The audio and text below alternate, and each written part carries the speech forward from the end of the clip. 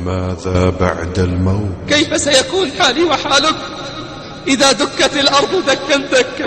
كلا إذا دكت الأرض دكا دكا كلا إذا دكت الأرض دكا دكا وجاء ربك والملك صفا صفا وجيء يومئذ بجهنم وجاء ربك والملك صفا صفا وجيء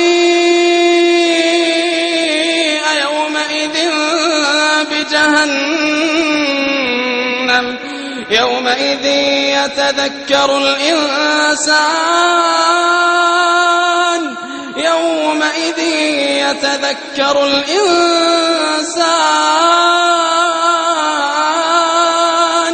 يومئذ يتذكر الإنسان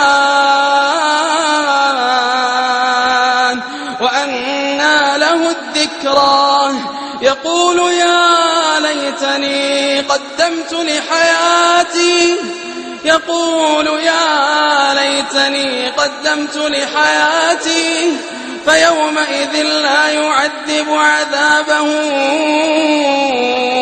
أحد ولا يوثق وثاقه أحد. وماذا بعد الموت؟ اسمع القرآن وهو يحذر وينذر ويذكر بشدة الشدائد والأهوال، فقال سبحانه مذكرا بأهوال ذلك اليوم: إذا زلزلت الأرض زلزالها وأخرجت الأرض أثقالها وقال الإنسان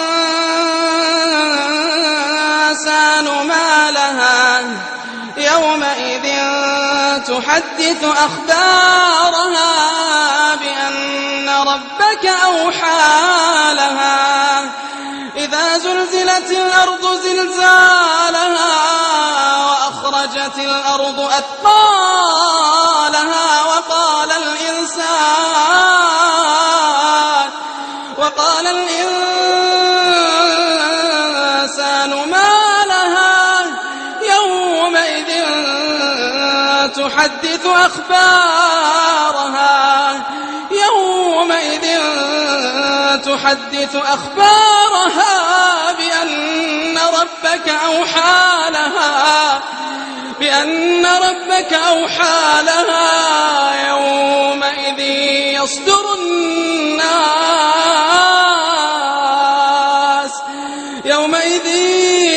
يصدر الناس أشتاتا ليروا أعمالهم فمن يعمل مثقال ذرة خيرا يره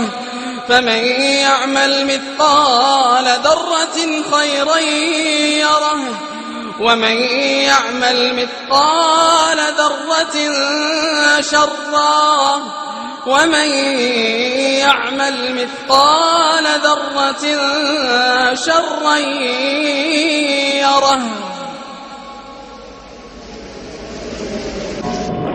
يوم القيامة. فلا إله إلا الله على يوم مثل هذا. قدرة الله أحاطت بهم فلا يعجزه شيء، حيثما هلك العباد فإن الله قادر على الإتيان بهم.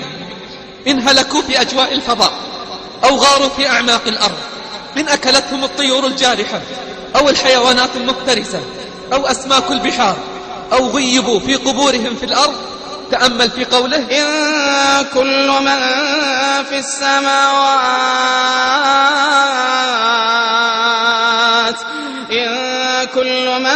في السماوات والأرض إلا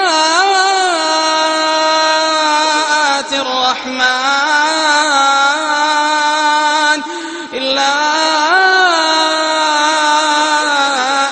الرحمن عبدا لقد أحصاهم وعدهم عدا لقد أحصاهم وعدهم عدا. يوم القيامة. قال قتادة: يوم يقوم الناس لرب العالمين. قال: سمعت الحسن يقول: ما ظنك بأقوام قاموا لله عز وجل على أقدامهم مقدار 50,000 سنة، لم يأكلوا فيها أكله ولم يشربوا فيها شربه، تدنى الشمس من رؤوسهم مقدار ميل فيغرقون في عرقهم. فقل لي بالله العظيم كيف سيكون الحال؟ يوم يقوم الروح والملائكة صفا لا يتكلمون. يوم يقوم الروح والملائكة صفا لا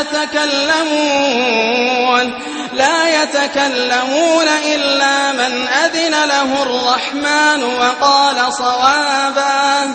ذلك اليوم الحق، فمن شاء اتخذ إلى ربه مآبا.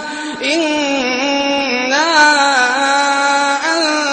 أنذرناكم عذابا قريبا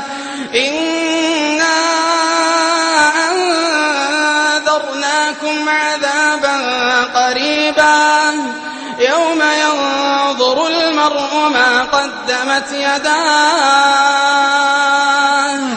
يوم ينظر المرء ما قدمت يداه. إنا أنذرناكم عذابا قريبا يوم ينظر المرء ما قدمت يداه يوم ينظر المرء ما قدمت يداه ويقول الكافر